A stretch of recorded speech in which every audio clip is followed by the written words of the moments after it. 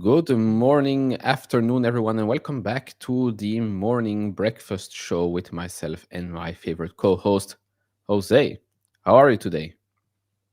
Pretty good, Neil. Good morning and good morning to all the viewers. We're already getting some nice comments here. So thank you for joining us on this Tuesday. We're in Tuesday, right? Hopefully we're Tuesday. Yeah, Tuesday morning, afternoon, evening, wherever you're at. A lot of interesting news happened after hours yesterday, Neil. So, I mean, we got a lot to take a closer look at. But if you have any questions, guys, feel free to let us know on the comments. We always try our best to hit the questions as quickly as possible. Correct. Good morning, everyone.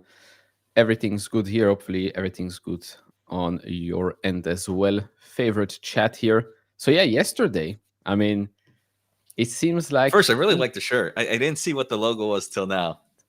Thank you. My two favorite people. This guy is useless, but this guy is a lunatic, so...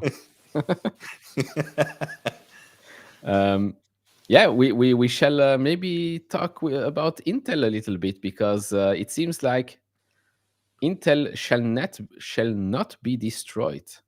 Intel shall not be destroyed.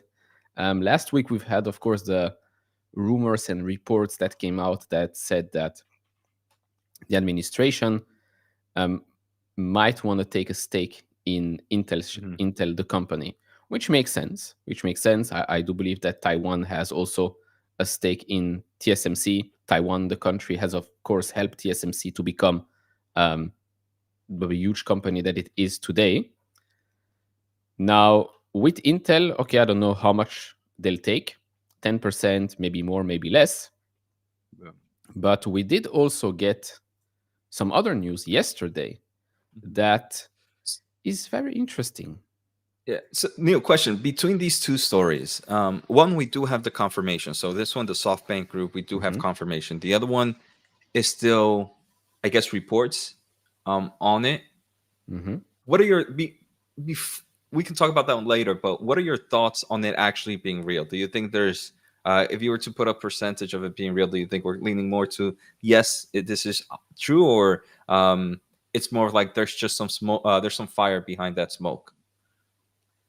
I mean, I think there is definitely fire behind that smoke, especially after the meeting between President Trump and Li Putan. I think it just makes sense, because Intel is Intel. It's the US player. It's the US foundry player. Of course, Intel tech-wise, it's not enough to get money. You have to produce the goods, right? The the chips, the products actually coming out have to be good, right? You cannot force companies to spend money on Intel when the product is just not good enough. It just doesn't make sense. Now, I feel like you can't, but I feel like this current administration might want to do that if this is true. Yeah, I mean, it can help them, right? It can help them if the likes of I don't know, Apple or Nvidia, or in this case ARM, works with Intel on future products, right? It might help them. Now, this news coming out that SoftBank Group and Intel Corporation signed a $2 billion investment agreement, which, by the way, is, from what I've understood, those are new shares. So this is not SoftBank buying just $2 billion of Intel shares that already exist. I do think that these are new shares. Of course, it's $2 billion. It can help them.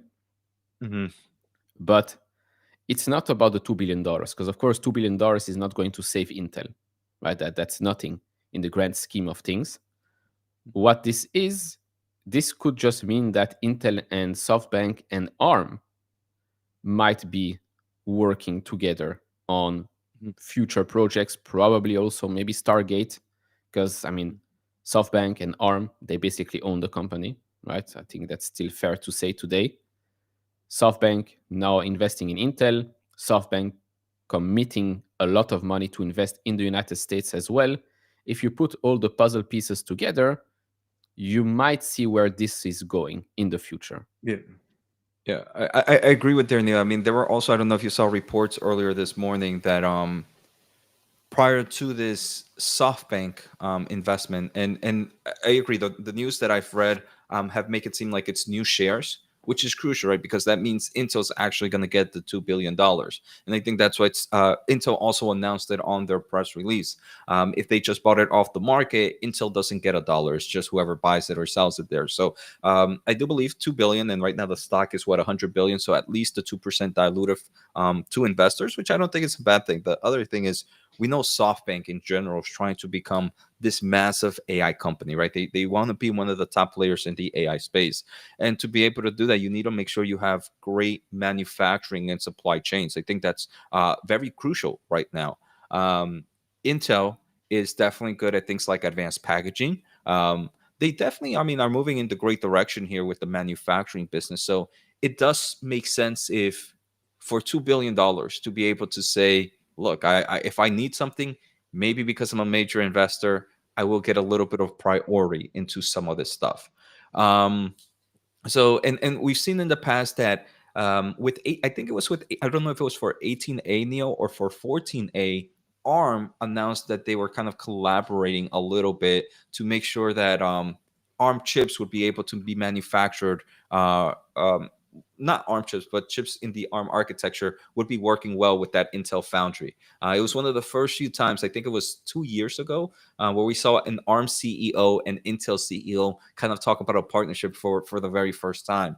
So we know SoftBank owns most of ARM, so there could be some stuff there. And I do believe it creates maybe a little bullish excitement for Intel's Foundry business. And I do believe $2 billion obviously is a lot of money, but for SoftBank, I think this is just like a nice kind of, I wouldn't say YOLO play, but if Intel Foundry does really well, then they already are in their they're in a great pace. If it doesn't, well, I mean, hopefully it gets saved by the United States. Yeah, and I mean, there was something else that came out, and I'll put all the puzzle pieces together. So first up, the Financial Times thing that came out. So let me pull this up. So SoftBank held talks with Intel on buying chip foundry units. So Financial Times reports that Masayoshi Son met Intel CEO in recent weeks to discuss a potential deal for Intel's struggling contract chip making business. The discussions came just before SoftBank announced its $2 billion equity investment in Intel and could still lead to a larger transaction in the future. That's the thing here. Those $2 billion, that's not the whole story. The whole story is what comes after that. Remains to be seen what comes after that. But with ARM's connections, through SoftBank and all the projects that they're involved, you could see Intel play a huge, huge part in all of those future Stargate projects, whether it's the big ones or the smaller ones across the United States or across the globe as well here. And it says here, buying Intel's Foundry would align with Sun's push to build a full AI infrastructure spanning chips, data centers, and robotics. He already holds major stakes in OpenAI, Nvidia, and ARM, and has backed the $500 billion Stargate project. And I do still think that getting Intel at these prices today, I don't know how much he's getting, if he's going to get it, is still going to be a bargain because you're getting still a huge, huge company, right? The Intel Foundry is still generating $17 billion in revenue. If you can suddenly attach a couple of new contracts for the next couple of years, you're going to generate way more than $17 billion in revenue. And of course, you can turn it into a profit-making machine in the future if, of course, 18A delivers, 14A delivers as well. But if we go back to the latest earnings call, remember, they said 14A only if we have commitments, right? And I think, again, if you put all the puzzle pieces together, it might make sense. It might make sense. Last thing here is this. I don't know if some of you saw this or not, but last week, Intel released a video that said the following: Intel Foundry's non-x86 reference system on chips on Intel 18A. That video has been hidden right now. They basically showed here ARM, right? Them working with ARM, and suddenly that video has been hidden just after that $2 billion announcement from SoftBank. Coincidence? Maybe. I think so. I think so here. I think that some people are just pulling here with non-x86. I mean, if you kind of go back to various, Intel and ARM have announced a nice amount of partnerships on things like this. You can kind of find some of their press release. I was working on it for the newsletter really quickly. So I think this one is just a straight coincidence, but we do see already kind of a nice partnership with non-x86 stuff being referenced for the Foundry business, because at the end they're a Foundry player, right? That's why they had the CEO of ARM in one of their Foundry events to showcase that they're not just an x86 player; they're a Foundry for all the markets. So I think with this news, I saw this kind of people trying to connect this here. Even I think some analysts, and I'm like a little shaking my head on that. But Neil, I also like this. This is a question that I've had, and Roberto is oops, not this one. Roberto had it up here. So administration is considering taking 10% of Intel's chip of Intel for Chip Act ranks. That sounds like 10% for money they had given for free. All right, because in theory, Neil, right, grants you don't really pay back. So for Intel, you're saying, look, we're giving you the grants, but you need to give us some form of 10% ownership. It seems kind of weird. So that's why I think there might be a little bit more behind the story. Now, with some of the other companies, if you are a big player, I think if you make over 150 million on some of the selected units that are that you're building, you do have kind of like a revenue sharing with the administration. So TSMC, for some of the grants, they do have a bit of revenue sharing for the grants that they're collecting. I don't know how long that revenue sharing is, if it's until the end of project, or is it until X amount gets paid back. I wonder if maybe they're taking that revenue sharing away, and instead of revenue sharing, they prefer having the Intel ownership. So I found that pretty interesting. That's why I think we need to get more answers to this, because if not, I agree with Roberto that it's just 10% for money that is being given out for free. And I saw I interrupted you really quick there, Neil, with some of the other things that you were going to go with this crazy stuff happening here with SoftBank and Intel. No, I mean, when you put all the pieces together, it makes absolute sense, right? Because Intel, you have such a huge asset that is, I know people laugh at it, but it's still an important, very important asset in the whole a semiconductor ecosystem. Yes, it's true that the stock has done absolutely nothing over the last couple of years. The business has been has not grown. It's not profitable, but yeah, they have been investing more than $100 billion in the United States. So I guess they do maybe deserve to get a little bit of help. Of course, they've gotten some help from the United States as well, right? The CHIPS Act and all of that. Although, as I've said from the start, I don't think that the CHIPS Act really helped that much, right? Because the whole package for everyone was what, 50-60 billion dollars. That's nothing, right? For the whole all of the semiconductor players. And like I said, Taiwan owns a minority stake in TSMC. So why wouldn't the United States own a minority stake in Intel? It just makes sense. I mean, TSMC gets a lot of help even from the United States government. I'd say even more than Intel. But then again, TSM is probably more important right now than an Intel. But still, you would like a US champion, let's call it. And I think from what we've seen over the last couple of weeks, all the pieces are going, let's say, in the right direction. The dominoes are falling one after the other. Whether it's going to be 10% or more, what's the commitments and all of that. Some people were speculating that the 15% that Nvidia and AMD have to pay the US government, they're going to use that money to just buy a stake in Intel and invest in Intel by buying chips. That was a very interesting. They'll be pretty quickly. They'll make the money in like two quarters, I think, just from Nvidia. Yeah, that's going to be that was a very interesting theory.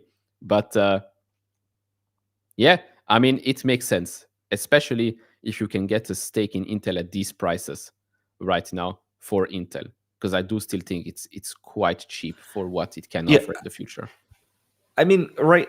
I think that's the great thing about Intel, right? I mean, it's if this thing is successful, right, Neil? We've gone from what $100 billion to what $110 billion market cap right now, seeing a nice 10-15% boost. 110 billion is still cheap. So obviously in the short term, it looks this stock has run up. But if you really do believe in the turnaround story, this is easily a multi-bagger if that turnaround story is true. Maybe it's not easy for the turnaround story, but if the turnaround story is true, the multi-bagger, in my opinion, is easily secured. Now that if I was excited about Intel, I wouldn't be too worried about the recent run-up it has had. Obviously, and I would also understand that volatility can continue. We can probably go back to, I don't know, what was it, 20? Well, I don't know what's the low of this year, maybe around $19 or $20. Yeah. So it's, I know some people look at it and say, oh man, I missed the boat on this one. But if you really do believe on the turnaround story, then I think this is easily market beater, multi-bagger. Yeah, no, I agree. I mean, some people might not like it, right? Oh, the US government has a stake in Intel, and that's why it will force companies to buy from Intel. But why wouldn't you like it? Why wouldn't these companies actually like it to have actually a new alternative, not being forced to buy everything from one player and probably getting squeezed on pricing as well? I mean, for the other players, it would be great if they had, okay, there is also Samsung, but the more choices with, of course, leading edge solutions, because you don't want to buy crap, is going to be great for everyone, for the whole ecosystem, because suddenly you have one extra player that suddenly is very strong. For Intel, it's going to be great because, well, suddenly we're getting contracts left, right, and center. We can invest even more in our R&D, in our next technologies, and like you start this new flywheel that I think it will happen. I don't know when, but I think it will happen because it just makes so much sense. Just makes so much sense. And like you said, $105 billion or so. By the way, Intel is up 20% year to date. Crazy thing to say. It's beating the market this year. But yeah, a good Intel, functioning Intel Foundry and non-Foundry side that is gaining traction, but especially the Foundry side of things is definitely a multi-bagger from here for sure. And there was another comment I forgot here. I think, let me see, pull up for Intel before maybe we jump into another one. No, you talked about it, how maybe the current administration would push people to buy Intel, and that's something when we first kind of saw some of the rumors, that was one of my first thoughts, that's where I would see this current administration do it, which is not necessarily bad, like you mentioned, but pretty interesting to see if that plays out. But if that does play out, Neil, I think just getting a customer to the door is the hardest part. Once you Hmm. see that you have an actual working thing, it becomes a little bit more stickier business for them to leave.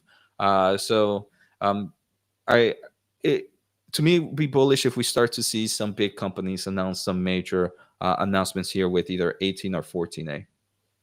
Yeah, no, I agree. I mean, with 18A, of course, we are probably going to already see whether or not all the rumors Mhm, of the yield and all of that are mhm, true. But yeah, it starts with 18A for sure for Intel, and I mhm. hope this one is a good one for them, because if not, then yeah, definitely Yeah. there are issues. And Ariel, I mean, it has to be if that's it's. I mean, most. I think this is always such a weird thing, and nothing to for Ariel, right? It's just I feel like a lot of people always want a definite answer, but here, especially in stock investing, there is no definite answer. You have to understand the various theses that play out, and you have to pick one, and then even worse in the AI space right now, or the semiconductor space, because it's one that's continuously innovating, continuously moving forward. So you need to keep adding those ifs, and it just looks like a nice if or and tree. If you are into logistics, that's just how it goes, especially in this industry. I don't think if anybody's saying anything definite in the semiconductor or AI investor, I would say just 100% unfollow them. Correct. I mean, yeah, like you said, it is of course a big if. Um, could be dead in 10 years. I highly doubt it. I highly doubt it, because it will be picked up by someone, right? It will be picked up there by someone. There are better opportunities than Intel, maybe, but again, if it works out, then maybe not. Then maybe not. Um, but yeah, with Yeah, Intel, it's not it's one of the biggest turnaround stories, I think, in the yeah, market, for sure. yeah. This was, I mean, I think as a semiconductor investor, I would always want, I'm not an investor of Intel. Always been long about calls opposed to shares, just because I do believe it's going to be a massive wait time. Um, but I'm happy TSM is not as money hungry as some American companies, because if TSM was, uh, I think they would be increasing prices like no tomorrow. And I think the only reason is while Intel and Samsung are not there, some of these big semiconductor companies can say, look, if you're increasing your prices by 50, 60%, I'm willing to go give an extra $2, $3 billion to these companies, because it's not going to destroy my bank, but it's going to make sure that you're not the only player here, and you're not going to be raising prices 50 to 60%. So I also believe there's also that a live case, because no one, I was watching, I don't know if you saw the podcast yesterday, um, Dylan Patel from Semi Analysis kind of mentioned that if TSMC was a American-based company opposed to a Taiwanese company, margins would have increased dramatically in these past few years. But because I guess the Taiwanese work culture, work culture and stuff like that, they're not going to increase prices for their customers at rapid levels, like we see Nvidia doing with like the H100 and all these other products. So if Jensen was running TSMC would most likely be the most profitable company ever. But big players are not going to want that, right? They're going to want to make sure that if any of these are going to be dying, I think they're going to give them a lifeline. I just feel like maybe some of these don't think they need a lifeline just yet. Um, but if things get bad, I think Intel will be saved by those other players as well. Agreed. Question here on the options situation. I like I said, I switched shares to options. Of course, I did that a week or so ago, and it played out quite well with the timing. I still think that options might, even today, although they're a bit more expensive, also depending on which option, what strike price you're taking and you're choosing. I would still think it makes more sense because, like I said, it is a turnaround story that will take time. But yeah, with options, of course, there is a bigger reward, but there is definitely a risk as well of you losing everything if it does not work out on time with that. But yeah, I have still my January 2027 $30 call options. Yeah. The only thing I would say also, Neil, with the options right now is they do move a lot on volatility and excitement, and that kind of gives you your the pricing outside of your time for these options. And right now, there's a lot of excitement for Intel, so I think right now options are going to be a lot of expensive, are going to be a little bit more expensive. Because everybody's thinking, oh, what happens if we do hear this Trump thing? What happens if we do hear this current administration? What happens if we hear this a lot? And right now, there's a lot of what ifs, and those what ifs do increase the volatility of the stocks, which in theory increase the value of options as well right now. So definitely keep a note of that. Correct.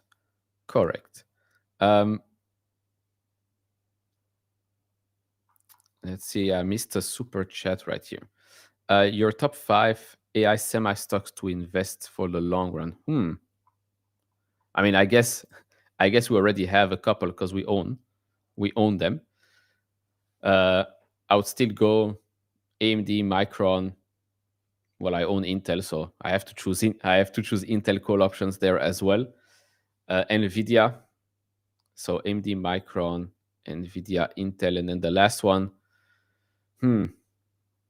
At today's prices, you could maybe say an ASML or an Lam Research at today's prices could make sense. A Marvell could make sense as well. So the fifth one is really up to you what type of exposure you want to have, like extra exposure to the semiconductor space, or just buy SMH, the ATF, and and your decision is much easier. Jose, your 5 or 4? A lot of people are putting here. Someone said no. Nebius, come on. I mean, I guess you could put that in the AI semiconductor, right, Neil? Would you, or you didn't think of putting it in that segment? No, I mean, I know Dan Ives put it in the AI hardware segment. I think the co-founder replied to that and said he would like to see it in the hyperscaler segment. Hyperscalers, yeah. Yeah. I mean, yeah. I feel in that whole segment, though, they all kind of intertwine with each other. I also noticed that in Dan Ives thingy, it's weird. It kind of maybe shows that he doesn't know maybe too much about Nebius, where you should be putting the hyperscaler. But if we're just, okay, let's just look at pure chips.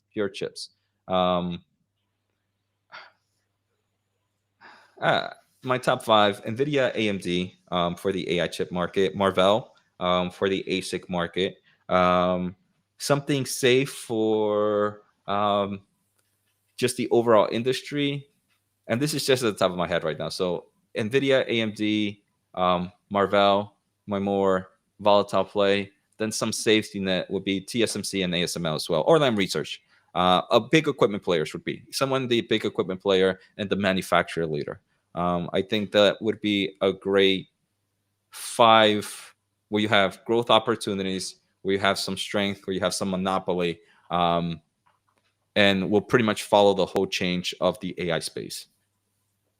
Yeah, I mean, you said it before, right? Owning TSM is basically owning the semiconductor space industry. So if I couldn't do an ETF, it would be TSM. If I could do a ETF, kick out TSM and do SMH. Okay. Yeah. What about Broadcom, Applied Material? I don't know what happened with Applied Material last week. I think they crashed after earnings, probably because of China exposure. Yeah. So in my list, the reason I wouldn't put Broadcom is not that it's I'm bearish on Broadcom. I think Broadcom is going to do really well. I mean, in my last video, I kind of talked about how the market is expecting this to be a nice, massive user of CoWoS advanced packaging from TSMC, and mainly because of the big cut. Google is not going to stop investing in TPUs. That is massive. The reason I don't put on Broadcom is Broadcom is that second player right now in the AI space. I personally believe that there's a little bit more growth opportunity in AMD. So AMD is kind of like that other play for me in forms of the second player, and starting from a market share. And then if you're looking at the ASIC space as well, I prefer Marvell because it's a smaller company and wouldn't mind the growth story. So it's a little bit more riskier place than Broadcom, but I think like maybe at AMD, if you don't invest in AMD or Marvell, maybe you can kind of swap them both for like a Broadcom play. And then Broadcom already being a massive player, I think it's going to follow the same trend as Nvidia as well. So I think my upside from having Broadcom doesn't come too much, and it's pretty much just going to be like similar returner to some of the top dogs. So that's the main reason. Um, and then with Applied Materials, I've just never been a fan of Applied Materials, Neil. I don't know why. They've always rubbed me the wrong way from one of the top um, equipment players. The last earnings, they complained a lot about China markets. And they talked a lot about uncertainties and most likely that they might not get licenses from the current government. Um, in forms of the top three semiconductor equipment players would be Lam Research, Applied Materials, and ASML. Um, Applied Materials is always number three on my list. Lam Research and ASML, depending on valuation, Lam Research is usually number one. ASML is usually number two because ASML usually just trades very expensive. But recently, ASML has been trading like it's going out of business. Yeah, I mean, for sure. um, there was here. Where is it? Riskier companies. Mm-hmm.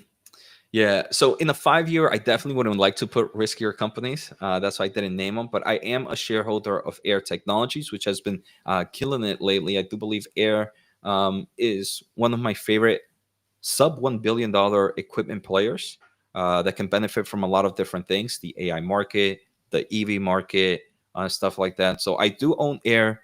Navitas, I don't own. Um, this is one that I think has opportunity because it is a small company, um, but it's not as massive. I mean, they talked about it, right, Neil? I think we looked at their earnings really quickly. They gave us like, I think, $3 billion of market opportunities for 2030. That does not seem that crazy. Now, I think the stock is less than $2 billion. So for those projections, it looks cheap. But I think Navita's interesting play.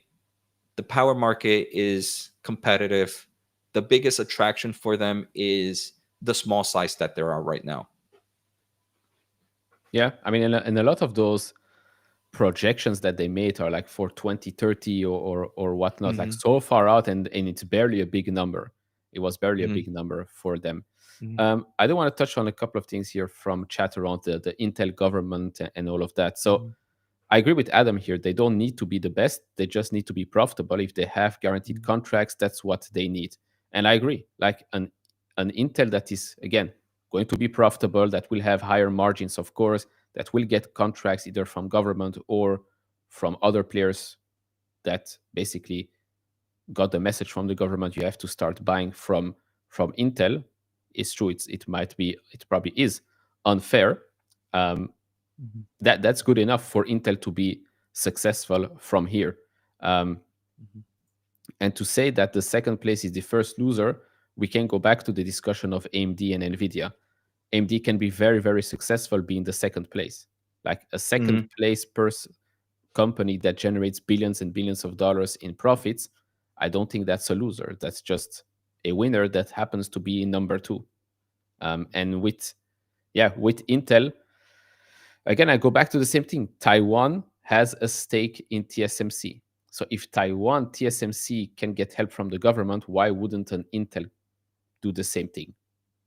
It's just it makes sense if you really want to have your own champion and make sure that the semiconductor supply chain is way more diversified than what it has been for the last 20 years, I'd say. But yes, at the end of the day, Intel needs to have good products. I do think that 18A is a 2 nanometer type of product or equivalent type of product. I think Intel 4 is supposed to be an equivalent of 5 or 7 or something like that. All of these name changes are quite quite confusing sometimes. But yeah, Intel's nodes are going to compete with TSM's leading edge nodes going forward. Because if not, then what's the point? And Anthony Walker here saying BE. Anthony, are you talking about BE Semiconductor, the equipment player from Europe? If so, that's definitely a good play. It's a European base that focuses on things like hybrid bonding, which is very crucial for the AI chip market right now. So I also do own Bessie, if that's the one you're talking about. There's probably some videos on my channel about that one. Any thoughts here, Neil? Why do you think AMD has been sliding or moving sideways for the last week? I think because for the last 3 months it's been just tearing. So Doubling. taking taking a bit of a chill pill here. Yeah, no, I agree. I mean, I know we all would love to see stocks go up infinitely, but no.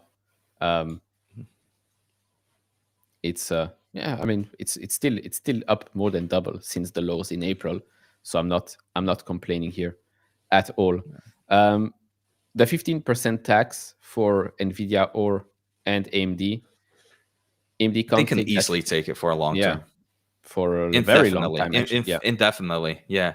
It's not a, remember, Griffin, it's not a 15% tax on everything. It's just a 15% tax That on the AI chips that they sell. And their AI chips that they sell, they're still probably at a like 40 plus, maybe 50% margin. So 15% margin loss there. You're still at a 30%. If you're telling me I can make 30% returns on the product, that's great. I mean, so I don't see, I don't think it's hurtful for them as an actual business. It obviously just kind of sucks to see your margins take a hit for absolutely no reason except what many people call the kind of mafia tax. it's either But then $0 or you're yeah, allowed to generate now 85%. but now you have the thoughts. What happens if it goes down from 15 to 7% in the future, right? Or what happens when the new administration comes and removes it completely? Now that's a potential tailwind in the future. Or you also have the headwind. What happens if mafia gets a little bit more greedy and they, you know what, we need to give you a little bit more protection, but for that more protection, you need to increase it to 20%. So, but I think they can easily swallow this indefinitely. Yeah, I agree. Did you see that the B30s are in, I don't know if in Sample mode, I production? think. Yeah, Yeah. so I guess the whole story of China not wanting B20s anymore, I guess Nvidia going for the B30s already means that there is enough demand for them in China to Yeah. be releasing such a product. The thing is, I think we heard it today. For a new chip, there's a new license that needs to go. So who knows with this one? I think Nvidia, in theory, should have higher margins in this one. And I think Trump is going to say that. It's going to see that and say, you know what? Maybe for this one, we'll do that 20%. Because for each chip, it's an individual license. So I think it gets accepted. I mean, Trump said it when he was talking about the super duper advanced Blackwell, that if they cut it in half, he would be open to selling it. And I think Trump and Jensen already met. I think he mentioned it like 2 weeks ago when he talked about it, that in a few days they were going to meet for the Blackwell aspects. Yeah, that makes sense. Let's see. Maybe we can touch really quick on maybe a bearish indicator for the market. I don't know if you've seen this, but we're back in 2021, folks. We're back in 2021. Chamath is back with a new SPAC. A SPAC called American Exceptionalism Acquisition Corp that will raise $250 million by selling 25 million shares at $10 each. Some of the previous SPACs, Open Door down 65%, Clover down 74%, Virgin Galactic down 99%. SoFi is a successful one because SoFi was IPOE. But this is, I don't know if this is the sign of a of a top, Top, pretty or top. yeah, because again, I don't know which company he's going to try and bring public. It might be a very good one. That's the thing. It might be a very good It's company. gonna be a semiconductor or AI play. It has to be, right? Like his what company does he back? It's gonna be Grok. Grok. Yeah, but I that's a mean, failure. He tries to chill this one so much, it's ridiculous. well, if it's that, I probably won't be interesting. But it's, I don't know. I think it would be interesting in valuation. Like, I think the market will eat it up Oh, easily for with this sure, Grok. for sure. I again, I do think for like a very very short term trade, Mm-hmm. you buy it on the day, and like you ride it to the top or near the top, and then you run away, and then you run away very very fast. Again, depending on what company he's trying to bring public here. It was very funny to see what's written in that release here. We believe that retail investors should only participate if this investment is a small part of an otherwise diversified portfolio. This investment is a quantum of capital they can afford to completely lose. And if they lose their entire capital, they will embody the adage from President Trump that there can be no crying in the casino. This is a real sentence here from that report, from that filing. I found it. I mean, this is That is wild. yeah. I don't know which company. It will not be a huge like it will not be a 30, 40, 50 billion dollar company. I don't think so. Um,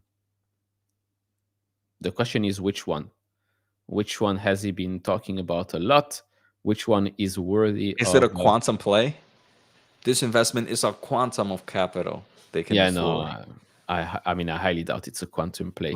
I mean, you never know, but I highly doubt it. Um, I I would put 0% of this being Anduril. I think Anduril will go public on their own. Yeah. Hopefully a DPO, not an IPO, so we can Hmm. actually enter at normal prices. Although it's probably going to be a very very hyped up DPO or IPO, whatever. Um, but yeah, it's I don't know. This does not feel great, right? This goes back to 2021. And 2021, we know how that ended. We know how that ended. Figure AI, again, I think it's just too big of a company now with the recent raises.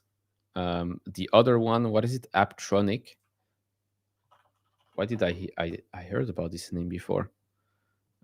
Yeah, I'm not. I'm gonna guess based on the first one. I guess it's gonna be in a Yeah, robotics also company. robotics. Yeah, also robotics.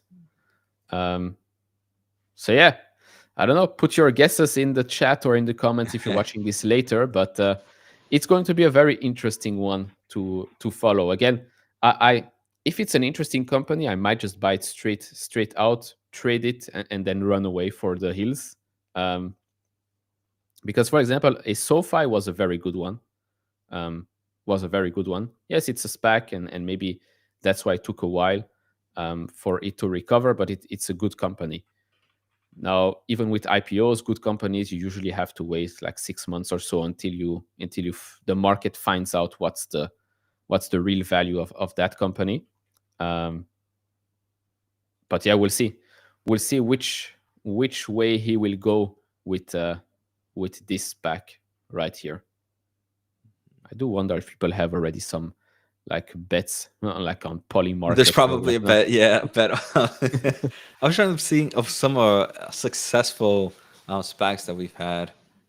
Um, I'm pretty sure there's a few, like you In the mentioned. meantime, let me check what the markets have been doing so far. In Europe, we are green across the board. In Very Asia, good. we are, I'd say, red Yo, slash SoftBank mixed. shareholders are not happy. It seems. Why not? Go Ah, back to Asia. SoftBank share falls over 5% after it announces the $2 billion investment in Intel.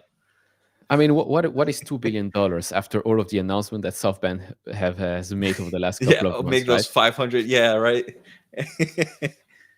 Like 2 billion, those $2 billion could be worth $10 billion in a couple of years' time if this works out. Pre-market in the US, we are currently basically, again, unchanged, I would say. Unchanged. Oil is down a little bit more. And euro dollar, we're still at 1.16 right here. Be right back, Neil. Vertif, All right. yeah, Vertif was a SPAC. I didn't know Vertif was a SPAC. Huh. Vertif SPAC. Let's see. Oh, yeah. Vertif was a SPAC. Well, that's crazy. That's crazy. I didn't know this. DJ and Couch coming. Again, it really depends on the company. It really depends on the company. Like if it's a very, very interesting one, then why not? Like why not just YOLO a little bit on it? But if it's again a nonsense company, then yeah, I don't think so. But you never know. You never know. Again, we'll see. We'll see what type of company it's going to be. Let's see if we've got some interesting news. Palo Alto did report yesterday. That was a pretty good report. I will cover that later today. I will first probably make a quick video about the Intel stories. We do have some news about SoFi that came out. They add blockchain-based international money transfer. We've been hearing a lot of talks, of course, about stable coins and international money transfer as well for SoFi. So they announced they will launch blockchain-backed international money transfer through its app using Lightspark's universal money address protocol, okay, and the Bitcoin Lightning Network. The feature will first roll out in Mexico later this year, with more countries to follow. SoFi says transfer will run 24/7 directly in-app, with fees below the US average for international transfers. Exchange rates and fees will be shown up front. The CEO Anthony Noto said the service aims to give members a faster, lower cost way to send money abroad. SoFi currently has more than 11.7 million members. Very good news. I guess this is one of the ways where you could say that SoFi is up 2%, by the way, right now, pre-market. This is, I guess, one of the ways for SoFi to grow internationally, I would say, or maybe start to have some presence internationally thanks to this. I still don't think that SoFi will focus a lot of their attention on growing internationally when the US market still is a very, very big market for them, and we're still early. We're still early on that front. Apparently, there is a scam of Labubus. Since I talked about that, here it is, something called Lafufus. So, easy trick. I think the real one has 9 teeth and the fake ones have 10 or something like that. The Couch Investor knows a bit of everything, as you can see. Bernstein reiterates market perform rating on Google, price target $185. So I guess they're not that bullish on Google because the stock is already above 200. Again, with Google, the DOJ case, I don't know when that will be released. It has to be released this week or next week. So we'll see. And that would definitely move the market. We have here some Nvidia stock portfolio. So 91% CoreWeave in the portfolio, of course. 0.3 in WeWrite, 1.5 Nebius, 0.9 Recursion, 8% Applied Digital, and then 4.11%, sorry, in ARM portfolio value of around $4.33 billion. Of course, depending on the day, might be worth a lot more or a lot less based on these results. I underestimate SoFi? Not at all. I think I'm the last one to underestimate SoFi. I just think that why wouldn't they be able to focus on American and international markets simultaneously? Because again, if you look at what SoFi is in the United States and what it can be, why would you waste time trying to grow internationally, especially because internationally you're a nobody, right? Brand recognition is everything, and brand recognition in the United States for SoFi is still very, very small, all things considered. Still very, very small. If you want to be that top 10 financial institution in the United States, why not fully focus on that, right? Why not fully focus on that? It's the same with new holdings, right? I think 2 quarters or so ago, they're already starting to hint at maybe expansion outside of their core markets, but they said, look, it's just going to be a tiny, tiny part. Right now, we still see a huge opportunity in our core markets, and that's where we're going to focus all of our energies. It's very nice and fancy schmancy to say, oh, we're going to try and grow internationally. But if you can become much, much bigger and much more profitable in your core market, why not do that? And then, yeah, with these blockchain international transfers, that's one way, let's say, to start to grow a little bit outside of your core market. But yeah, right now, I think all of us could say the US is a big enough market for them to focus a lot of their energy on that front. Plus, don't forget that there is also the Galileo part of it. So still plenty of growth ahead in the United States. Enough for for it to become an even bigger company with only the United States as a core market. Brand recognition. I mean, again, brand recognition every year becomes bigger and bigger as more events happen in SoFi Stadium, more football games. Yes, in the World Cup, you're going to have a couple of games there as well. Hopefully, I will be there as well. Again, it can help, but for people, lots of tourists will come. Most of them couldn't care less, right? That it's called SoFi Stadium. For Americans, yes, it's definitely going to help with the brand recognition. Let's see. I don't think that this news is them growing in Mexico. It's them serving Mexicans in the United States. Yeah, no, for sure. But again, when you're sending money to Mexico, it's money that's been sent through SoFi. So again, you have the name SoFi popping up probably, and they can grow, right? It's just an extra business that didn't exist before. Yeah, Mexicans in the United States sending money back to Mexico, etc. Usually they were using other services. Now they're using, or they will be using, a company like SoFi, for example. Going back to the Intel comment, I think you said it. US investment in Intel would be a conversion of grants and possible increase to help Intel stabilize. The last thing we're going to do is take a stake and try to run the business. So I like this clarification much better. Nvidia will require a license for any new chip, so the B30 would probably require a new license as well. We have 6 minutes before the market opens. I really like this account on X. Very, very good for news-wise.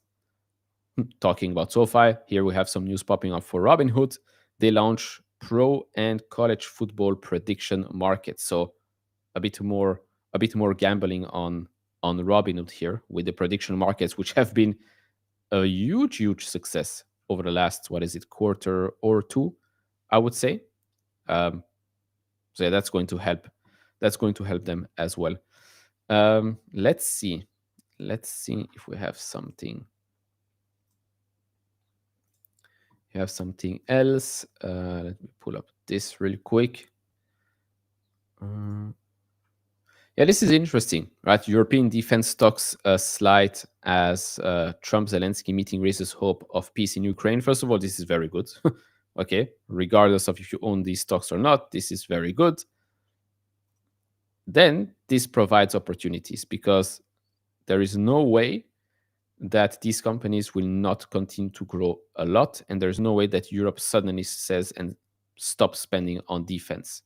I think they've all committed to increase the percent that they're going to spend on defense. So if there are major dips in Rheinmetall, maybe Rolls-Royce, maybe Saab or any of the other players in Europe especially, I think this is an opportunity for those that are interested, of course. Thanks, Adam. We are here, of course, when the market opens as well. So we're going to have a look at everything when the market opens. Nvidia and AMD CEO are relatives, yes, but distant relatives. You look like an European. I don't know what looking like a European means, but I am a European. I am not French. Well, thank God, I'm not French. I am from the Kingdom of Belgium. Probably a lot of you didn't even know that Belgium was a kingdom, but it is. Pretty useless one, but still, still a kingdom. Still a kingdom. Let's see if we can find some interesting. Yeah, Rolls-Royce do a lot. Engines, plane engines, of course, defense contractors. They do drones? Huh. I didn't know Rolls-Royce drones. Let's see. They're first cousins? No. According to Lisa Su, they're not first cousins. Unless you know better, then maybe they are. But according to them, according to Lisa, they're not first cousins. Rolls-Royce is involved in developing technologies for both unmanned aerial vehicles and unmanned. Huh. Interesting. I guess I will have to add this to my list.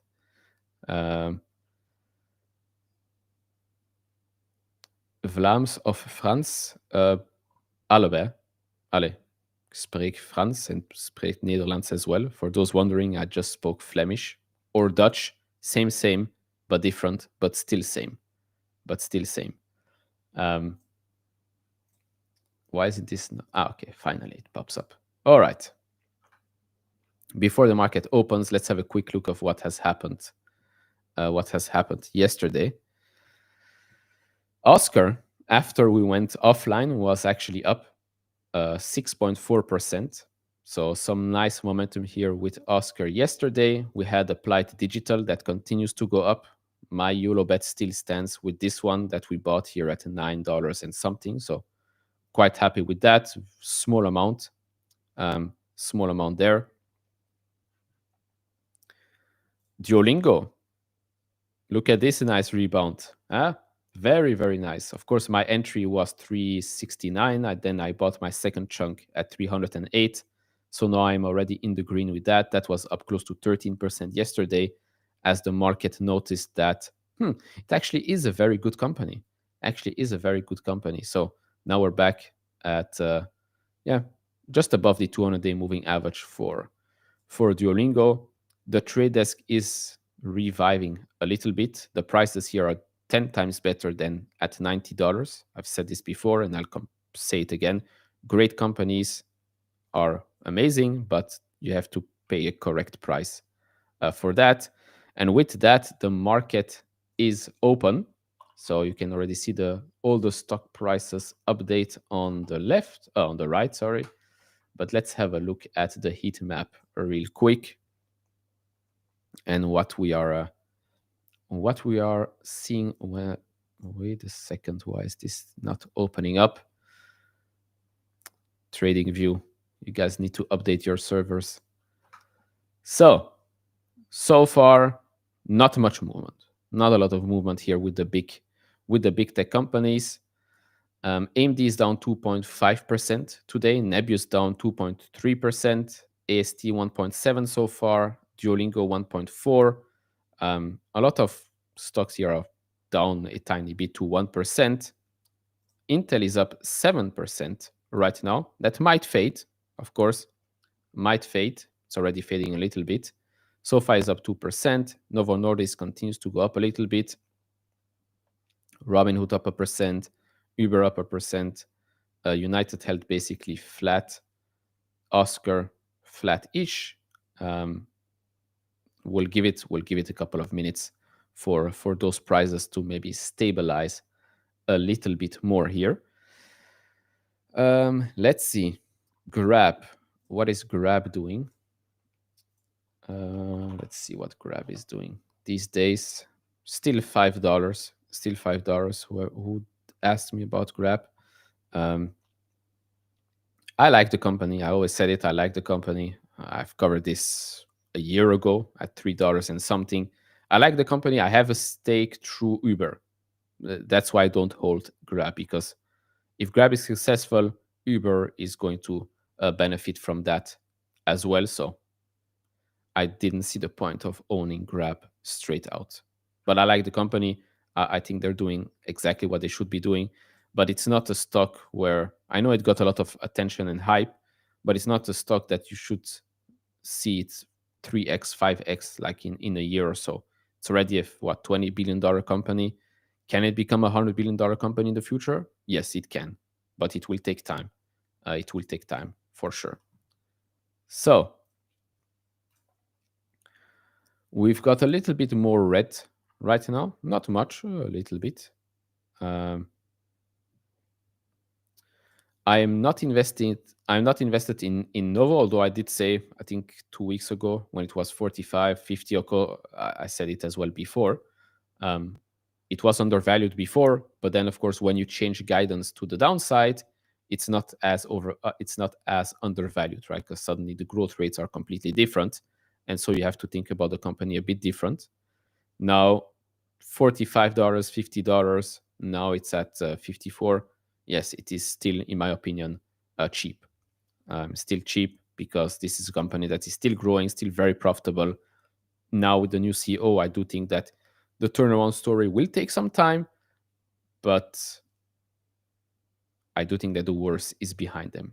I did see that Viking Therapeutics was down a lot. It's down, yeah. Well, it was back at $42 here, and now we're back here at 25. It's down 40%. I assume it's either earnings or a bad result of a phase 2 or phase 3 thing. Let's see what we got. There's nobody talking here about Viking. I still think it's going to be acquired, by the way. I still think this is a company that will be acquired. I don't know by who, but someone's going to buy this company. Okay, so Viking reports phase 2 data for oral obesity drug.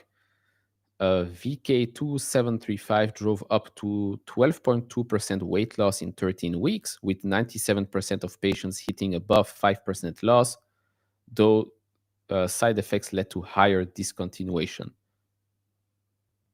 I don't know what the expectations were, but apparently it did not meet the expectations. So it's down significantly. It's also one of those names where I've seen some post on X where people say, oh, this is a $100 stock or I don't know what. I'm like, can maybe calm down a little bit. But yeah, let's have a look at the rest here. I think Jose is very busy with his kids, so we're going to end it pretty soon. Randall says here, Gemini says it was the discontinuation rate of obesity drug. I guess, yeah, maybe like the retention rate, you mean, of people using it and not ditching it. I guess that makes sense. Palantir down 4%. I guess it might close this gap right here from the past earnings report. AMD down 3%, $170, right at the 20-day moving average. Duolingo down a little bit today. Reddit as well. Nebius is down. So I guess all of the high flyers are taking a breather today. If you see the list here, those are all stocks that have been doing very, very well over the past couple of weeks.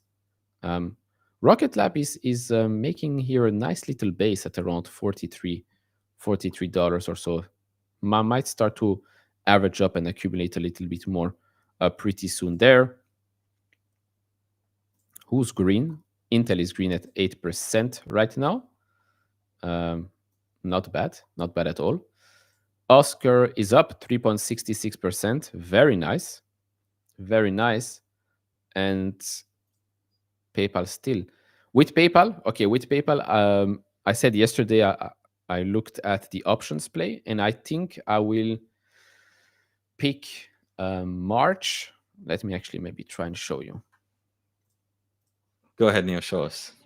Whoa, you scared me. Jesus. This guy popped out of nowhere. Intel is up 8%. All the rest is down today. And Oscar is up 3.6. PayPal, I think I will do March 26, $100 strike price, and then January 27, $120 strike price. Let's see if I can find You're talking about what you're thinking of doing with your PayPal? Yeah. So Anything this is interesting? this is March, the March one. It's not that expensive at all, in my opinion. Volume wise, it's not great right now. So I'm thinking about doing this basically like half March 2026 $100, and then the other half further out January 27, but a higher strike price at 100 and at 120, which are a bit more expensive, but to make sense, it's January 2027. And so reducing my pure share exposure, still leaving some shares, of course, but freeing up some cash and still having I'd say quite a lot of upside if it works out. If it doesn't, then yeah, of course I lose my money there with that. But the reasoning behind it, by the way, this is Open Door up another 4% today, close to was actually at $4. But the reasoning behind choosing those things is one, I give them 2 quarters for the March option play.